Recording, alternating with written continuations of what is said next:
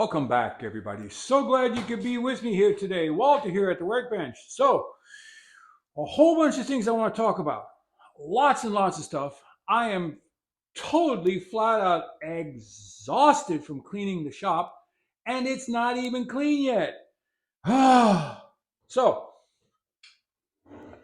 I wanted to try and add another piece of wood glued to these two with the old brown glue.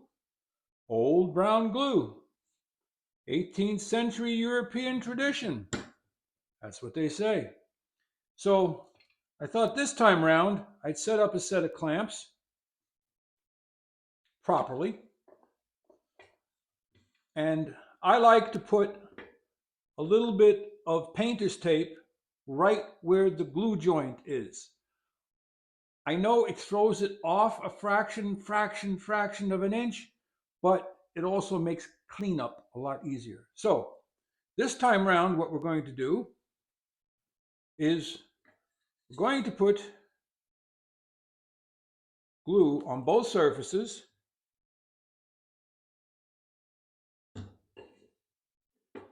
Let it set. Now, in the meantime, if you notice, I have moved the sharpening station over there. If you recall in the previous video, I may have panned the camera on it. It's on a metal shelf, and it's a little bit higher than the workbench. I can lower it, but for right now, we're going to leave it right where it is. So I'm going to take my finger and I'm going to spread the glue around.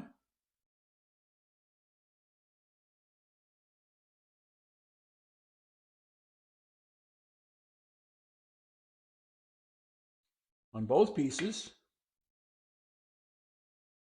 And then we're going to let it set open for just a little bit.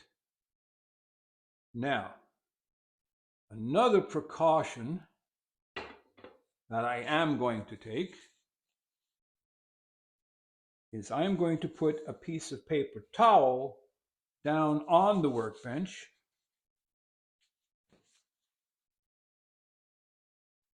under the glue joint.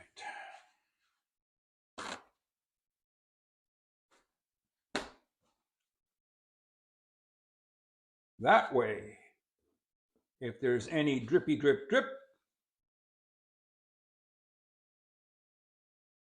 it'll be on the paper towel. Now, onto a couple of other topics. While I was cleaning today, and it's a lot better than it was. I had the air compressor going, I had the vacuum going, the doors were wide open to the outside, so I wasn't breathing everything in. And I took a brush, and I took my vacuum, and I took the air gun and dusted it all off, and it's better. Gave a lot of stuff away today. I put a marketplace ad out there, free craft wood, pick up today. It's gone. So, first up, and the reason for all of this was I needed to clear off my table saw. I've got a project coming up that I need to do. I should have done it today, but it's going to have to get done tomorrow. I have a door to my basement that needs to have the 150-year-old stop moldings taken off. And then I will either put a new casing in or I will just make new stop.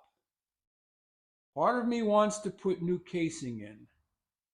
I've got an idea, because maybe one day we'll put a new door in, which would mean it would need a new casing. So I needed to get to my table saw. It was becoming a catch-all. So let me ask you, do you have one of these?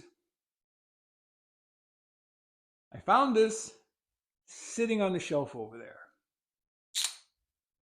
This is my original Yankee ratcheting screwdriver that I had since I was 16. So that's 52-ish years. And they have interchangeable bits. The most used, for me at least, were the number 1 and the number 2 Phillips.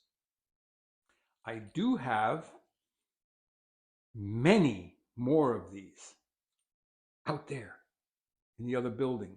I've got longer ones, I've got more like this, I've got shorter ones, and I've got, I don't know how many of those bits. This was the original cordless screwdriver. Now, my master didn't make us do it, but some apprentices had to take theirs apart and take the spring out of this. Why? Because oftentimes, if it's closed and you're approaching a finished piece of work and you accidentally let it out, that tip could scratch the work. Luckily, I didn't have to do that. But these were absolutely fantastic. Now, an interesting aspect is this little 3-step notch. You could go in the middle. Okay, if you go in the middle, it became a standard screwdriver. It locked. If you go to the rear, it reversed, so you could take screws out with it. Okay, so that was reverse, and that was forward. So enough about that. It's called a Yankee ratcheting screwdriver, and I'm sure it has a number, but I couldn't tell you what it is. So I found that. Wanted to share that with you. Then while I was cleaning up, I found a few pieces of juniper, also known as aromatic red cedar or eastern red cedar. So even a little piece like this. Now, if you happen upon some, and I'm not telling you what to do, but what I would do is I would hang on to every tiny last little bit of it. Because if I take this piece, right, and I take my hand plane and I just take one shaving off of it on each face, you release the fragrant oils that are in it. So I could take this piece, hand plane each side just a little bit, and then take a crosscut saw in like a little miter box or something and cut little pieces of this. And then you can take those small bits and put them in your dresser drawer, and it will give fragrance to everything, all your clothing that's in the dresser drawer. So I don't get rid of aromatic red cedar. But to my face, don't call it cedar. It's not cedar. It is nowhere near the cedrus family. It is a juniper, Juniperus virginiana. So I found that. How's our glue doing? Oh, it's still pretty wet. So I'll spread it around just a little bit more.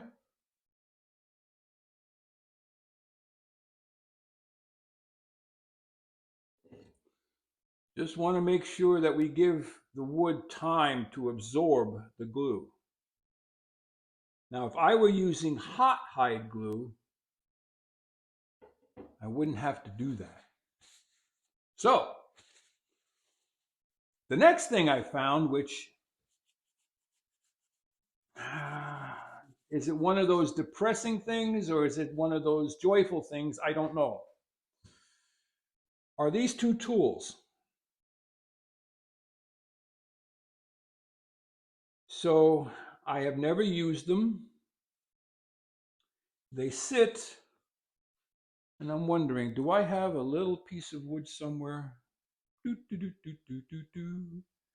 that I could demonstrate this? No, I gave it all away. All right. Basically, this is a tenon cutter. It cuts a tapered tenon. See that? Bigger on that end, smaller on that end, bigger on that end, smaller on that end. And it matches this taper. So if I were to put this in here, it matches. Because this is a tapered reamer. So when I had the baseball bat business, and unfortunately the handle does not fit in the hole right now, I will have to make it a little bit smaller so that it fits. Basically,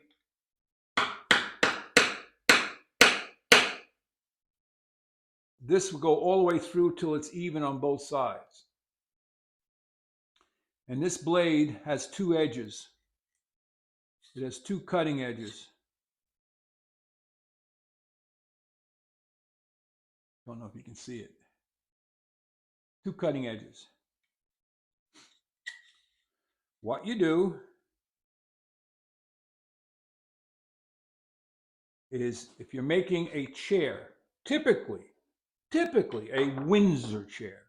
Now, you could just be making a little sitting bench, or you could be making a sawhorse, a little bench for using as a sawhorse. So you would make your leg, either cut and square it or an octagon, or you would, on a shave horse, you would shave it down until it fits in here, and then you would round it. You would put that tenon on there. And then on the plank or the seat, you would drill a hole, much like the hole in the workbench here, and you would put it in the hole, and you would turn it, and this cutter will shave that hole open to a tenon that matches the tenon that you cut with this, so that when you put them together, in theory, you never need to use glue, because the two of them match. And as, let's say, as the seasons dry out, they tighten. And then as it, well, they loosen, but then they slip and they tighten themselves. They're self-tightening. And then as the humid weather comes, they tighten even more. So that's what this is. And while I'm sad that it's sitting here unused, I'm very grateful that I had these made for me. And this was made with my wood from the baseball bat business. I sent a whole bunch of wood down to, and I always mess up his name, Elie Basseri? Elie Basseri? Sorry, man. I just never get your name right. And so he made me one and sent it back. So there's that. So a lot of stuff going on. So let's get to gluing this up.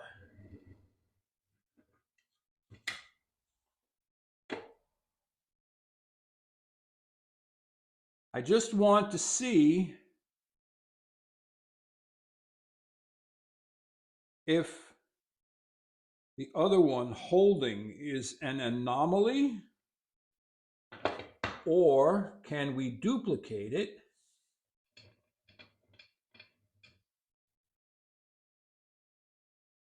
Can we duplicate it with another joint?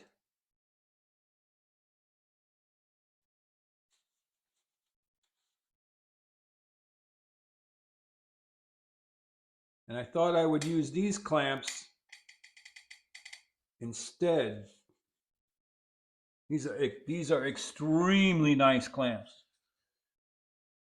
I used to every once in a while do a group buy where I would bring in 10, 15, 20 cases of clamps and parse them out amongst a group of guys. So I did notice something interesting today, though.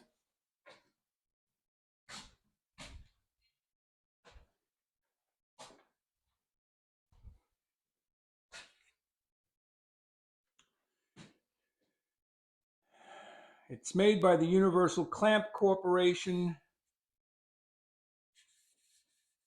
I did notice something interesting, though. On this one,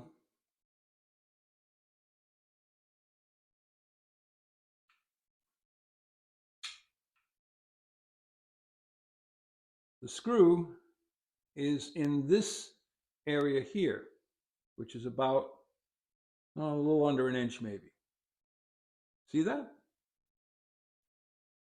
And I don't know if you can see it from there, but on this one, it's longer. So this one is, let's call it an inch. It's just a hair under. This one is an inch and 5/16. So it's 5/16 longer, giving it more screw threads in the head. You follow me? You get more screw threads in the head. Now the question is, the clamp is the same length,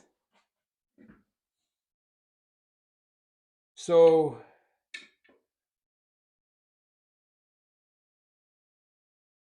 does that 5/16 give you